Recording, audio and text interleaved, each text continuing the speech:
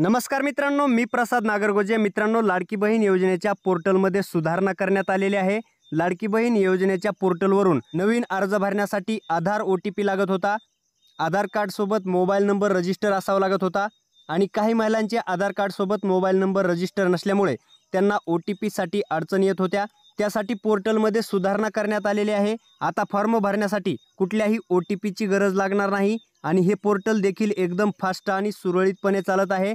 तर मित्रांनो, या पोर्टलवरून आपल्या मोबाईलच्या माध्यमातून अर्ज कसा भरायचा याची सविस्तर स्टेप बाय स्टेप माहिती आपण या व्हिडिओच्या माध्यमातून पाहणार आहोत।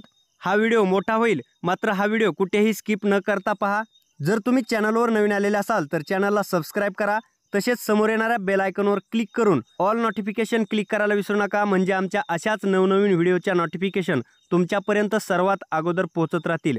तर चला मित्रांनो, लाडकी बहीण योजनेच्या पोर्टलवरून आपल्या मोबाईलच्या माध्यमातून घरबसल्या अर्ज कसा करायचा याच्या संदर्भातली सविस्तर अशी माहिती पाहायला आपण सुरुवात करूया। मित्रांनो, लाडकी बहीण योजनेचा नवीन पद्धतीने अर्ज भरण्यासाठी तुम्हाला सर्वात पहिल्यांदा ladkibaheen.maharashtra.gov.in या पोर्टलवरती यायचं आहे। मित्रांनो, या पोर्टलची लिंक मी डिस्क्रिप्शनमध्ये सुद्धा दिलेली आहे। त्या लिंकवरती क्लिक करून तुम्ही डायरेक्ट या पेजवरती येऊ शकता। मित्रांनो, तुम्ही या पेजवरती आल्यानंतर सर्वात पहिल्यांदा तुम्हाला हे पेज डेस्कटॉप मोडवरती घ्यायचं आहे। या ठिकाणी 3 डॉट दिलेले आहेत, त्यावरती क्लिक करून अशा पद्धतीने तुमचं हे पेज डेस्कटॉप साईटवरती घ्यायचं आहे। डेस्कटॉप साईटवरती घेतल्याशिवाय तुम्हाला खालील ऑप्शन दिसून येणार नाहीत। तर मित्रांनो, लाडकी बहीण योजनेचं हे पोर्टल अशा पद्धतीने तुमच्या समोर ओपन झाल्याच्या नंतर या ठिकाणी आपल्याला सर्वात पहिल्यांदा अर्जदार लॉग इन या ऑप्शनवरती क्लिक करायचं आहे। अर्जदार लॉग इन ऑप्शनवरती क्लिक केल्याच्या नंतर अशा पद्धतीचं पेज तुमच्या समोर ओपन झालेलं असेल।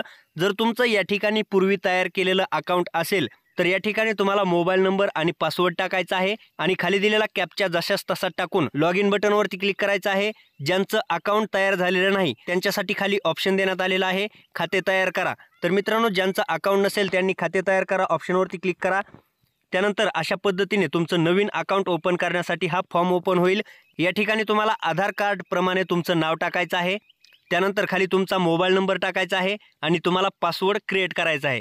पासवर्ड कशा पद्धतीचा तयार करायचा स्क्रीनवरती तुम्हाला दिसत असेल, अगदी सेम अशा पद्धतीने तुमच्या लक्षात राहील अशा पद्धतीचा पासवर्ड तुम्ही या ठिकाणी क्रिएट करा।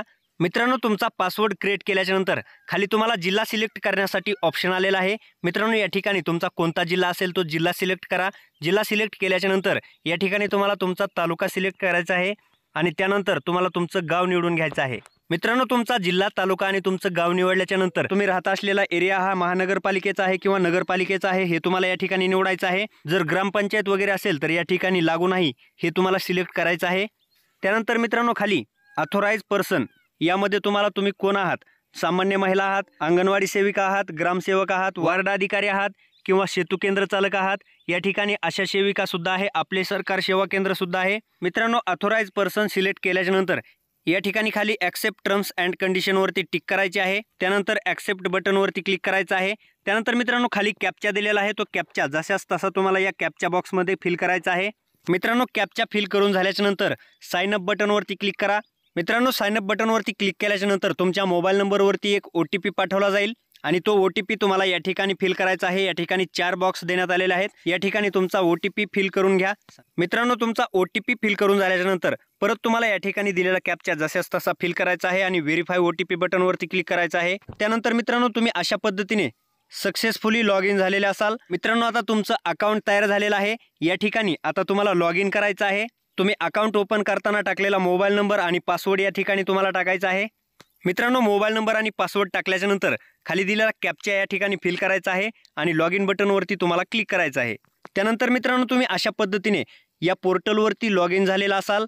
मित्रांनो, या पोर्टलवरती आल्याच्या नंतर या ठिकाणी पहा 3 लाईन दिलेल्या आहेत, यावरती तुम्हाला क्लिक करायचं आहे।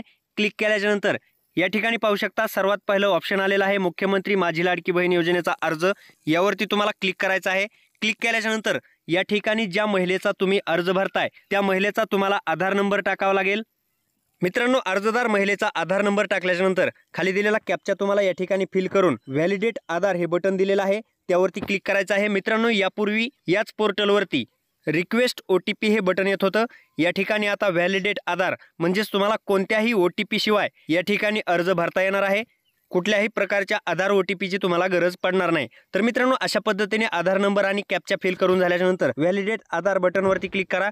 व्हॅलिडेट आधार बटनवरती क्लिक केल्यानंतर अशा पद्धतीने हा नोंदणी अर्ज तुमच्या समोर ओपन झालेला असेल।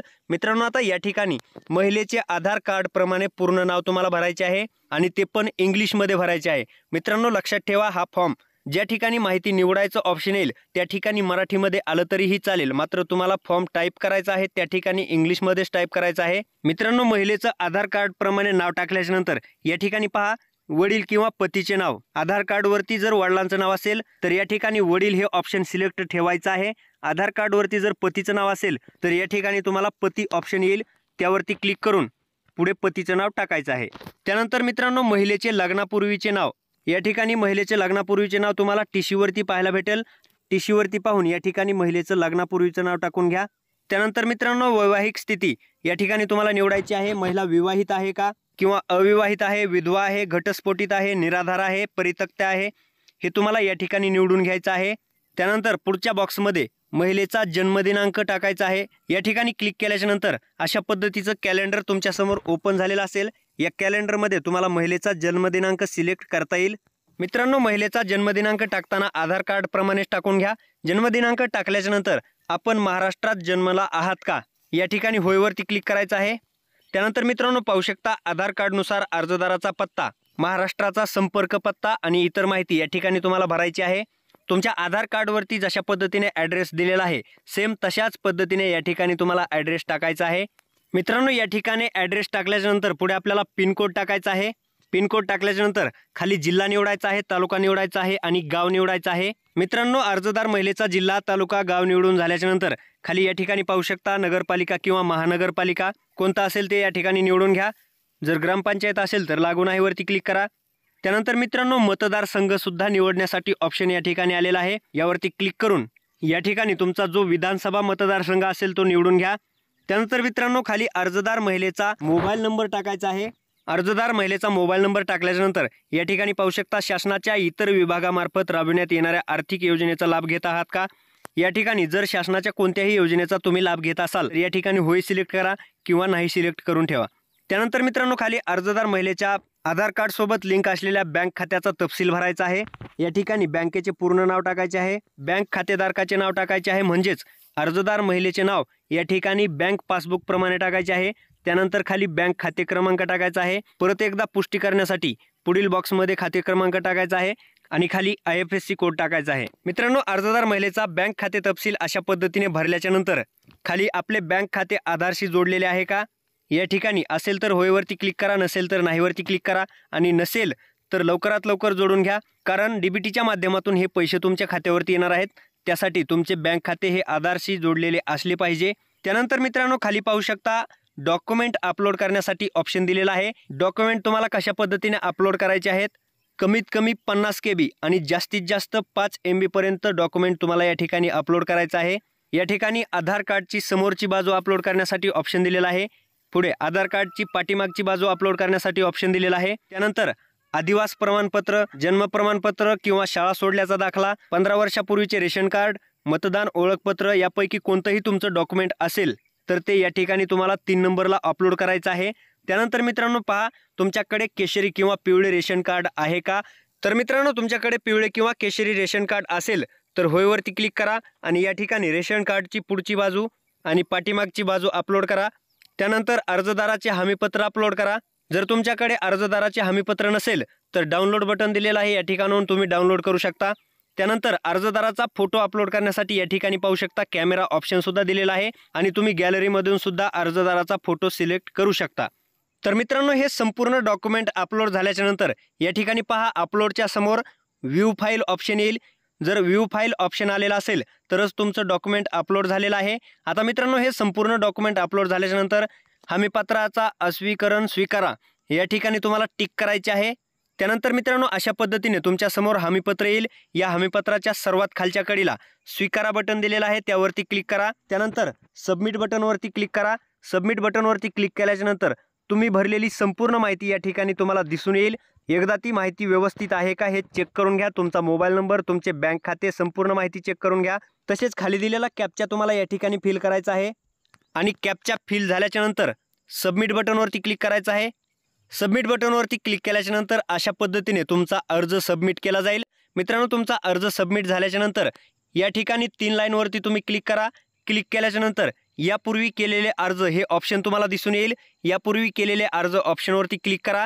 अशा पद्धतीने तुम्ही केलेल्या अर्जांची लिस्ट दाखवली जाईल। मी एकच अर्ज केलेला आहे, त्यामुळे या ठिकाणी एकच अर्ज दाखवलेला आहे। मित्रांनो, हा अर्ज आता पेंडिंगमध्ये आहे। या ठिकाणी अर्जाचं स्टेटस तुमच्या समोर शो होईल। तर मित्रांनो, अशा पद्धतीने कुठल्याही OTP शिवाय तुम्ही लाडकी बहीण योजनेचा अर्ज लाडकी बहीण योजनेच्या पोर्टलवरून भरू शकता। मित्रांनो, जर तुम्हाला मी दिलेली माहिती आवडली असेल तर माझ्या या व्हिडिओला एक लाईक नक्की करा।